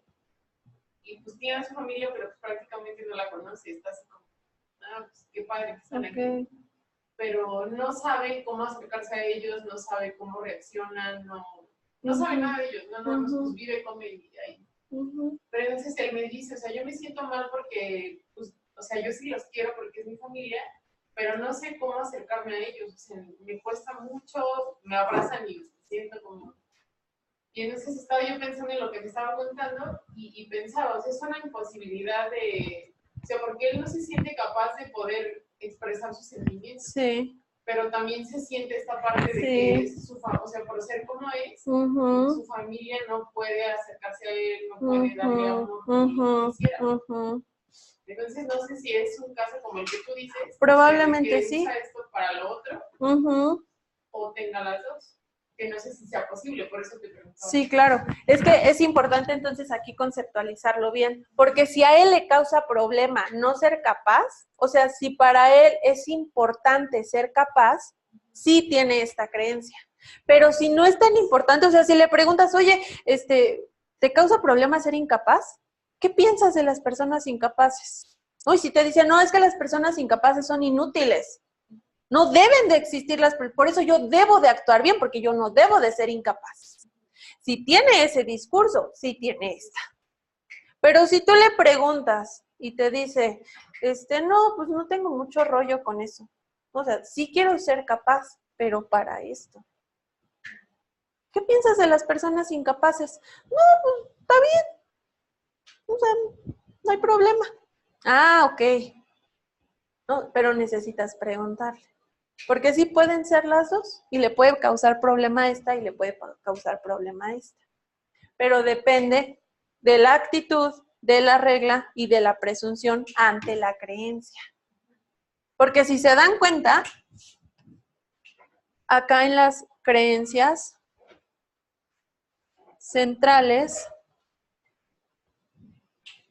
podemos incluir, perdón, las creencias intermedias, incluimos frases de creencias centrales, incompetencia, inutilidad, fracaso. Y depende, aquí nosotros evaluamos nuestra creencia central. Y entonces, estas creencias intermedias son muy importantes, porque aquí podemos determinar mucho de lo que podemos hacer, de cómo evaluar y de cómo intervenir con el paciente. Incompetente es creencia central, pero si este paciente la evalúa como algo terrible, entonces está cayendo en la creencia central de despreciable. No, de... Ay, se me olvidó su nombre. Sí, de despreciable. No, de imposición. Ah, sí. De indefensión. De no capaz. De no capaz. Soy incompetente. Incompetente, incapaz. Pero despreciable dice, los clientes creen que algo dentro de ellos es terrible. Se perciben moralmente malos. Pero hablamos del incompetente. Ajá. Respecto a la incompetencia. Porque puede ser, por ejemplo, el ejemplo de que yo entonces evalúe para los temas del trabajo en este rol la parte de la incompetencia y que la misma persona evalúe, pero ahora como esta imposibilidad de ser amado, pero para los temas de familia o de pareja. Sí, sí puede ser. O sea, sí podemos tener, o sea, en realidad es que tenemos las tres, todos, Sí, claro, pero en cierta medida, y como las tenemos en cierta medida, y como se activan en situaciones diferentes, se presentan en ocasiones distintas, bajo situaciones y personas distintas. Porque a lo mejor ante la pareja, pues yo no tengo problema en lo despreciable, ¿no? Pero yo tengo problema en la imposibilidad de ser amado. Pero a lo mejor en los temas del trabajo, caigo en esta idea. Y no me importa si mi jefe me ama o si mi jefe le caigo bien, o sea, eso no me importa. A mí me importa esto con respecto a mi jefe. Pero con respecto a mi pareja, a mí no me importa que me crea inteligente o que me crea capaz de hacer cosas. O sea, a mí me importa que me ame. La primera vez que platicaba lo del robo, se puede evaluar esa conducta desde cualquiera de estas. Entonces tendría que ver para esa persona desde dónde roba. Que eso al final es conducta y puede ser en conducta desde el modelo cognitivo o puede ser en estrategia de afrontamiento, ¿no? Que yo creo más bien que cae en estrategia de afrontamiento, porque ya es un patrón. Sí, igual y no es el único lugar donde lo hace. ¿No? Entonces, habría que armar primero como su modelo cognitivo de arriba y luego bajar. ¿No? O sea, lo podemos hacer de arriba hacia abajo. Será muy difícil que lo hagamos de abajo hacia arriba. ¿No? Sí lo podemos hacer, pues igual y sí, con este tipo de formatos. ¿No? Y se le da al paciente y se le dice, oye, marca aquellas que tú hayas pensado al menos alguna vez en tu vida. Marca algunas. Y entonces, sí. No hay un tiempo determinado, 3 meses para acá, o 2 semanas para acá. No. Y le preguntamos, ¿cuáles son las situaciones o en qué momentos tú te sentiste o tú pensaste que no eras atractivo? Y eso nos ayuda para sacar un chorro de modelos cognitivos y para ayudarnos a saber incluso pues, cuál es su creencia. Porque también yo creo muy importante que nosotros preguntemos cuál es el grado de credibilidad. Porque a lo mejor yo digo, pues yo he pensado, no le caigo bien. Yo sí lo he pensado. Pero ¿qué tanto me importa? ¿Qué tan creíble es para mí? ¿Qué tanto me afectó eso? No, pues igual y no. Pues no habría por qué entonces explorar más allá y hacer todo un ABC, ¿no? Y sacar su... O sea, más bien es para temas problemáticos. Por eso es importante preguntar, ¿qué tan creíble es para ti? ¿Qué tanto te lo crees? ¿Qué tanto te afectó? Porque si eso no pasó, pues yo para qué pregunto, ¿en qué momentos? ¿Sale? ¿Dudas con estas creencias centrales? Hace un poquito más de sentido, ¿no? Del dónde vienen los pensamientos y del por qué. Y de lo importante que es bajar. Si no lo hacemos, no podemos ni siquiera entender como pues, los mismos pensamientos, ¿no? ¡Oh, no! ¿Por qué a mí? Hay que bajar.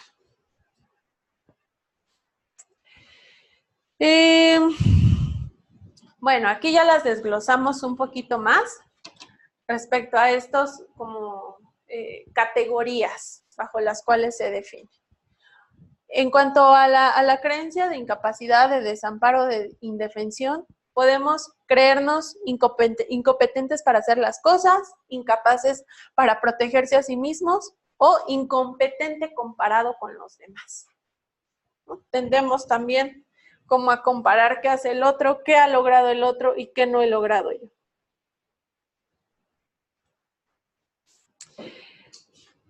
En cuanto a las al esquema de LA, bueno, pues su creencia central es de desamparo, concluyendo en soy vulnerable. ¿No? Aquí, en el tema del esquema, hay un esquema que se llama así, de vulnerabilidad, ¿no? Entonces también creo que valdría la pena, si incluso el paciente lo quiere, ¿no? Pues evaluar un poco más allá para apoyarle en ese sentido y poder modificar el esquema. ¿Desde dónde viene esta idea? ¿Qué tipo de experiencias infantiles o tempranas tuvo que le hicieron creer este tipo de cosas, ¿no? Para también modificarlas. ¿Cómo podemos identificar las creencias centrales? Pues la técnica preferida y la que nunca puede faltar en las sesiones es la flecha descendente, ¿no? Esta técnica la hacemos de manera bastante, pues como cuestionándonos, ¿no? Cuestionándonos siempre, tratando de indagar. Yo creo que aquí no hay como una receta en cuanto a las preguntas que hacemos. En realidad nosotros podemos preguntar con la finalidad de indagar. O sea, nosotros podemos preguntar, oye, ¿y por qué? A mí me gusta mucho, por ejemplo, unir la conducta que está haciendo con el pensamiento. ¿Cómo es esto? ¿Por qué lo golpeaste de esa manera? ¿Qué te hizo reaccionar así? Ah, pues fíjate que me hizo reaccionar así, pues porque ya me las ha hecho y siempre quiere estarme molestando, ¿no? Siempre quiere estarme molestando. ¿No? Podemos unir la conducta con el pensamiento. Podemos unir también la emoción. Oye, ¿y por qué te hizo sentir así de enojado? ¿Por qué te enojaste en ese nivel 8 que me cuentas?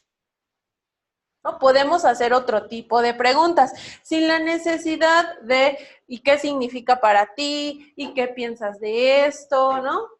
Es importante que lo hagamos al inicio, pues sí, porque son las preguntas de cajón, ¿no? Pero podemos empezar a encontrar otro tipo de preguntas. ¿Qué se te ocurre a ti preguntar? Desde esta técnica de la flecha descendente.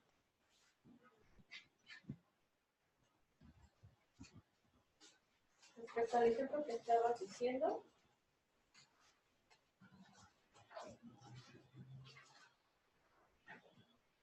¿qué te hace pensar eso? Pues decías que Perfecto, sí. ay, se me olvidó la palabra que dijiste, porque siempre me hace lo mismo, algo así. Ajá, ajá. ¿Qué te hace pensar que siempre te hace? Perfecto, muy bien. ¿Otra pregunta que se te ocurra, Pati? ¿A partir de qué ejemplo? Porque a mí no sé si viste otro. No, ¿qué pregunta se te ocurre para utilizar la flecha descendente? Desde estas mismas preguntas. ¿Qué significa para ti? ¿Qué te hace pensar eso?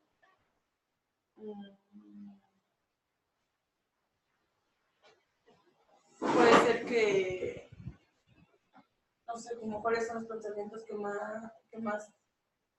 más se presentan en esa situación. Ok.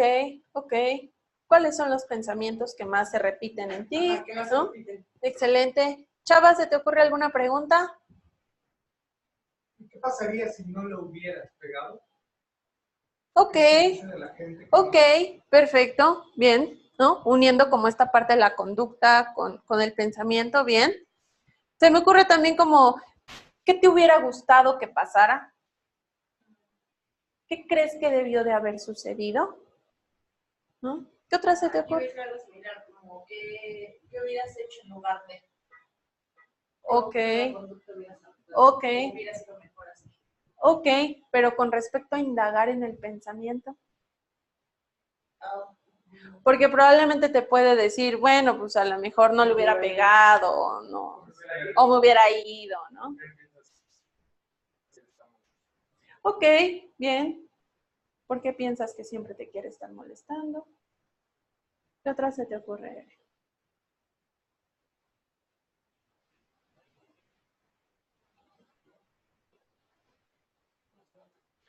Ok, ¿cuál es el peor caso que hubiera sucedido acá? ¿No? ¿Qué es lo peor que hubiera pasado? ¿Por qué imaginas que esto puede ser tan malo? ¿No? Este tipo de preguntas nos ayudan para bajar. Y también nos ayuda como dar por hecho que su pensamiento es verdad. Y se lo decimos, ¿no? Sobre todo cuando ya está entrenado en este tema del debate y de sus ideas y demás, ¿no? A ver, vamos a dar por hecho que efectivamente le caes mal. ¿Cuál es el problema con eso? No, pues es que cómo le voy a caer mal si yo no le he hecho nada, ¿no? Para intentar indagar más. Ok, si eso fuera así, ¿cuál es el peor caso de eso? Bajamos de nuevo. Si eso fuera así, ¿cuál es el problema con eso? ¿Sale? Dar por hecho el pensamiento que nos dijo e intentar indagar más allá. ¿Sale? De eso trata la flecha descendente. ¿Sí? ¿Dudas, Pati? ¿No? Encontrar el patrón de pensamiento. Como bien lo decías, ¿no? Es importante que nosotros podamos como rescatar este patrón que tiene y eso nos ayuda mucho incluso con estas tareitas que les dejamos del autorregistro. ¿No? Pudiera parecer incluso para el paciente bastante tedioso, como a mí de qué me va a ayudar esto, ¿no? Pero si nosotros le explicamos y los psicoeducamos lo suficientemente bien como para que lo haga, él entenderá y sacará los beneficios de eso.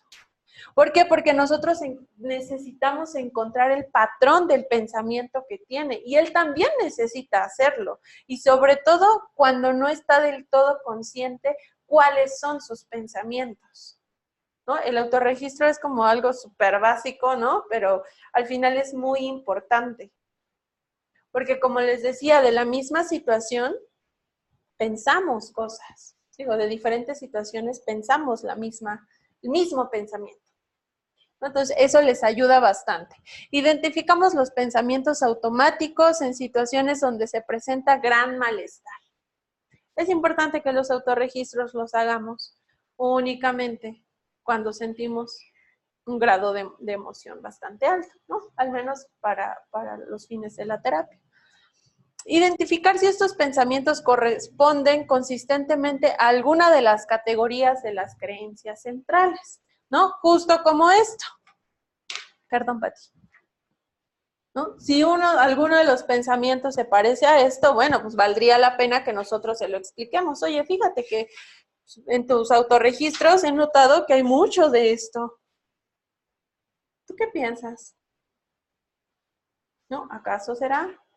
Y nosotros también hacemos esa evaluación, ¿no? Para que incluso desde el mismo autorregistro nosotros podamos empezar a sacar esto, ¿no? Ya teniendo ciertas ideas del paciente.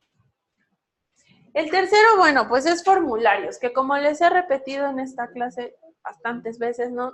A mí me interesa que de los formularios, de los inventarios que ustedes aplican, no se queden con la parte cuantitativa. Rescaten lo cualitativo, porque eso es muy importante, ¿no? A veces los pacientes colocan algunos puntajes que al final resultan no tan importantes desde lo cuantitativo, pero en lo cualitativo nosotros podemos darnos cuenta de cosas como estas, ¿no? A lo mejor podemos encontrar alguna creencia central respecto a lo que nos ha anotado en estos formularios. Y situación también muy importante que lo vieron hace algunas clases, pues claro, la historia del paciente desde el organismo, ¿no? ¿Cuál ha sido su historia de vida? ¿Quién es la persona que tenemos enfrente? ¿No? Regreso a este ejemplo que les ponía de mi paciente. Hace un poco más de clic, ¿no? Esta dinámica de sus creencias a partir de la historia que conocemos de él, ¿cierto? Su papá le decía esto, su mamá esto, la universidad, la carrera, o sea, hace lógica y encaja perfectamente con todo lo demás. No se pierdan de eso, ¿no? Es necesario como tomarse alguna sesión, ¿no? Tal vez no toda, pero sí parte de ella, para poder explorar esto, para poder saber los orígenes. A veces yo, así se lo digo, ¿no? Al paciente. Oye, esta creencia central tiene un porqué. No nada más así naciste y ya, ¡fum!, la tienes. Tú la aprendiste. Y a mí me interesaría mucho que tú y yo podamos encontrar algunas de esas razones del por qué tú el día de hoy crees estas cosas. ¿Te parece si en la semanita piensas qué crees que puede relacionarse con tu creencia que hoy te explique? Y lo platicamos. Es importante porque si bien nuestro pasado no nos determina, sí podemos empezar a entender lo ilógico del origen. ¿Y qué crees? Cuando entiendes lo ilógico, puedes entenderlo más fácilmente, lo ilógico del día de hoy. Cuando mi paciente, que les cuento, entendió la lógica o lo ilógico de esta idea, del dónde vino, entendió que el día de hoy es muy ilógica esa idea de si me equivoco, la gente no me ama. Y es más sencillo, ¿no? Entonces, nos ayuda para explicar, nos ayuda para justificar nuestra conceptualización y nos ayuda también incluso para la misma intervención. Porque cuando entendemos mejor y reinterpretamos lo que nos pasó, el día de hoy es más sencillo enfrentar eso doloroso, ¿no? Entonces, esto es muy importante, ¿no? Nosotros en la terapia cognitivo-conductual nos centramos mucho en el presente, pero creo también que es importante abordar algunas de estas situaciones. ¿Sale? ¿Dudas hasta aquí? ¿No? ¿Dudas con las creencias centrales? Y bueno, este tema de la tríada cognitiva que lo abordé de manera muy rápida hace ratito. ¿Habían escuchado la tríada cognitiva de Beck? Perfecto. Bueno, pues Beck se dedicó principalmente inicialmente, ¿no? A esta situación de la depresión. Y digo inicialmente porque él se ha dedicado a muchísimas otras cosas y a estudiar muchísimos otros trastornos.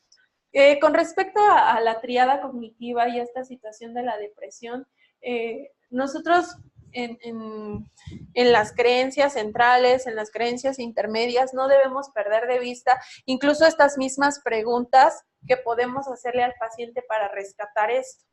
No solamente es ¿qué pensaste de ti? No solamente es, y entonces si eso fuera cierto, ¿qué inferiría sobre ti, no? ¿Qué significa para ti eso? ¿Qué dice de ti? También es, ¿qué dice de los demás? ¿Qué dice del mundo? A veces las personas vienen acá muy enojadas, no por lo que les hacen las otras personas, sino porque el mundo en general es injusto. Y claro, sí piensan, las personas son injustas, pero lo que les enoja es el mundo es injusto. Y no es que determinada persona sea injusta. Entonces, es importante que evaluemos a partir de todas estas facetas. El futuro, ¿no? Obviamente esto pudiera relacionarse un poco más, no solo a la depresión, ¿no? Sino también incluso a la ansiedad o al enojo, ¿no? Ahora hemos visto que la ansiedad, pues, es una emoción que es muy futurista, ¿no? Pero la depresión también suele ser futurista en el sentido de ver las cosas un tanto negativas, ¿no? O poco favorecedoras para mí, o para mi vida, o para los demás, ¿no? Entonces, en este sentido, ayudémosle al paciente a identificar desde las tres áreas, porque nosotros tenemos creencias centrales del self, creencias centrales del mundo y creencias centrales de los demás, ¿no? Y el mundo no es igual a los demás. El mundo tiene que ver con estas circunstancias de vida, de la vida injusta. Y los demás tiene que ver con las personas. ¿Sí me explico? Entonces hay que evaluar esas 3 líneas, desde el pensamiento automático hasta las creencias centrales. ¿Sale? Bien. ¿Dudas hasta aquí? ¿No? Quisiera entonces que llenen su formulario.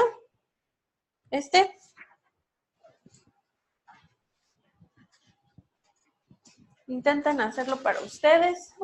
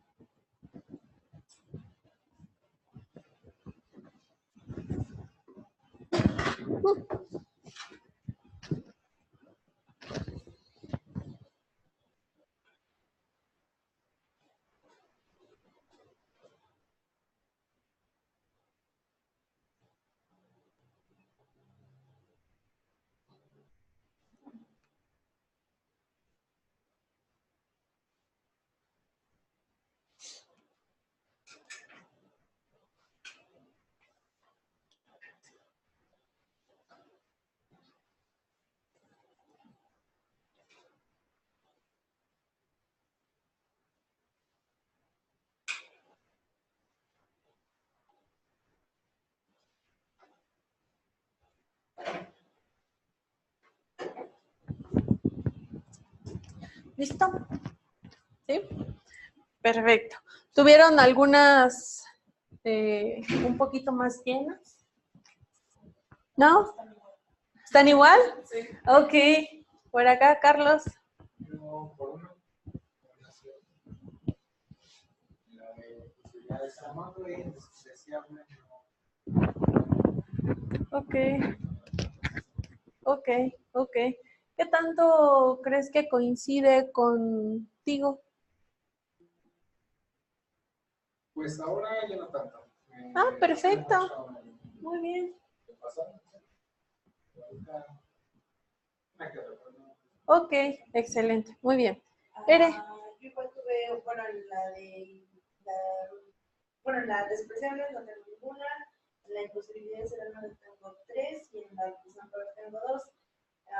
Y de las que encajan conmigo, en la de indefensión tengo las 2, entonces siento que las 2 ahorita. Ok. La imposibilidad de ser amado, pues no, yo ninguna, solo las 2. Perfecto. Ok, muy bien. Pati, entonces tú Pues, tuviste iguales. Yo tuve 2 de cada una.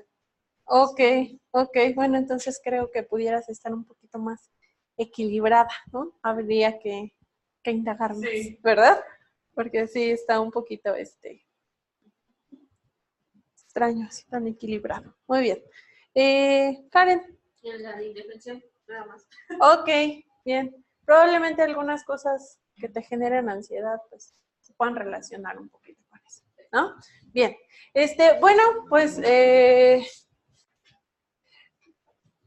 vamos a tener una tareita que les vamos a subir al Drive, pero se las explico.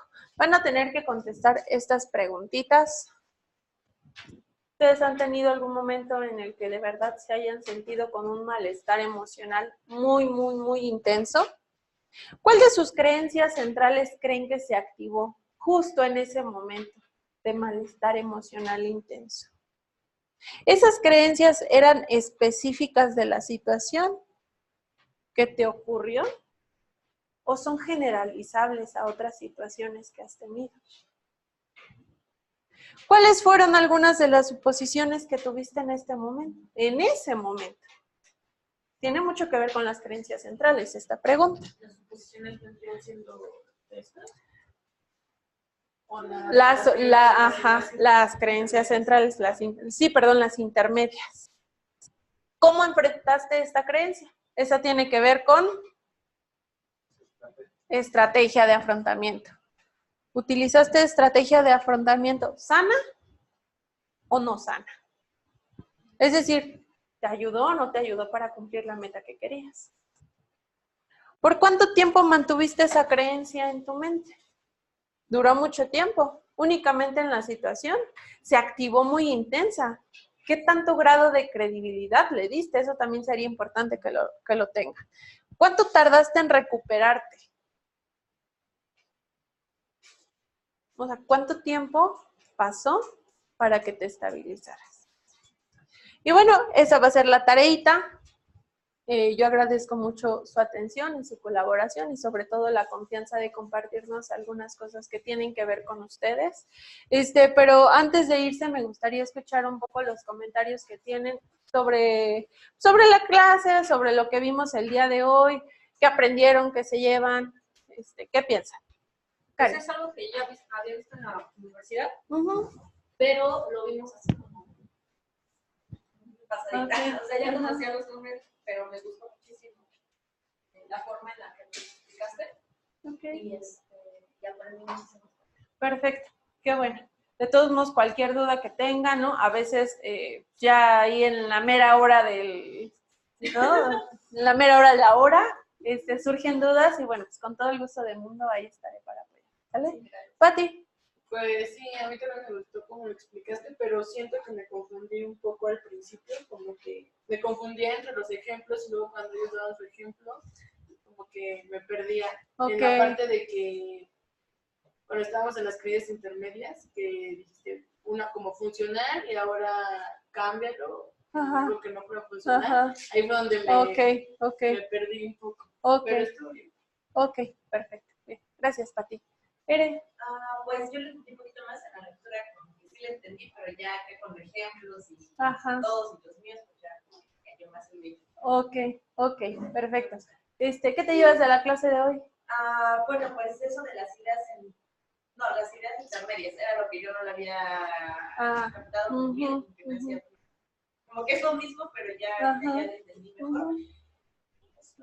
Perfecto, gracias, Eren. Bueno, y aparte yo no lo había visto en la universidad. No recuerdo haberlo visto. Ok, bueno, notamos entonces la importancia, ¿no? De igual que el modelo, pues es bastante, pues bueno, en el sentido de que sí atiende otras cosas, ¿no? Hace poquito vi un meme que una amiga del Facebook compartió, ¿no?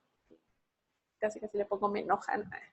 Este meme que está Homero y está acá atrás con sus pinzas, ¿sí lo han visto? ¿No? Que le amarran acá sus lonjas, ¿no? Y esta Marge le dice, ay, fuiste a terapia, ¿no? Y entonces de repente aparece la escena de acá y decía, pero a la terapia cognitivo-conductual, ¿no? Pues no. ¿No? Al final sí atiende cosas que tienen que ver con cambios un poco más profundos, ¿no? Porque no solo atiende los síntomas, atiende todo lo demás, ¿no? Abajo del iceberg, donde duele, donde cuestan las cosas. Bien, gracias. Carlos. Me gustó mucho igual como lo explicaste y bueno, me ayudó muchas dudas que tuve a leer. Ok. Igual anoté las dudas, pero conforme las explicas, las resolví. Y pues en la parte final sí me dio un poco de confusión sobre los esquemas. Ok. Me confundí un poco, pero ya las últimas diapositivas pensé que las hacía ya como los esquemas. Pero ya después fui buscando las diapositivas y me sentí un poco más, pero sí, como que todavía me quedó un poquito de duda. Ok, con respecto al esquema. Ok, bueno, el esquema no es algo que vamos a hablar en este diplomado, ¿no? Yo ahora lo abordé a razón de que ustedes tengan un poquito del panorama general de lo que podemos hacer, que también no solo se queda en las creencias centrales, ¿no? Y sí, bueno, si gustas tener más información sobre el esquema, ¿no? Además, yo hice mi tesis sobre eso, ¿no? Entonces, la verdad es que está bastante padre, porque trabaja como un poquito más allá de lo que se trabaja en la terapia cognitivo-conductual, ¿no? Sin hacer de menos a la terapia cognitivo-conductual, por supuesto que es muy funcional y nos ayuda muchísimo para resolver problemas en los pacientes. Y bueno, lo hablé así, lo abordé así a razón de que, bueno, algo bastante general, ¿no? Pero si ustedes necesitan como más información o demás, bueno, pues ya me comentan y se las subimos al drive. ¿Vale? Perfecto, gracias, Carlos. Chava, ¿qué te llevas? Ya otras dudas. No, no es cierto. La verdad es que ya me quedó claro. Okay. Lo de las creencias intermedias, que creo que sí no es una cosa fácil, porque, como lo explicaba Gaby, están en modo on o off.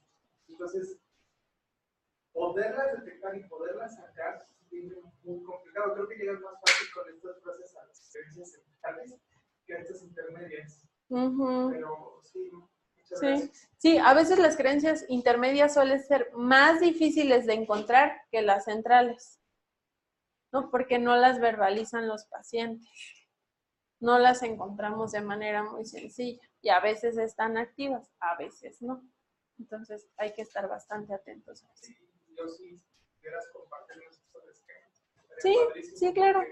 Creo que llegando a esa profundidad, lo otro nos va haciendo más comprensible. O sea, como que este clic, ¿no?, que hace la información. Perfecto, Gracias. muy bien. Bueno, pues un gusto estar con ustedes.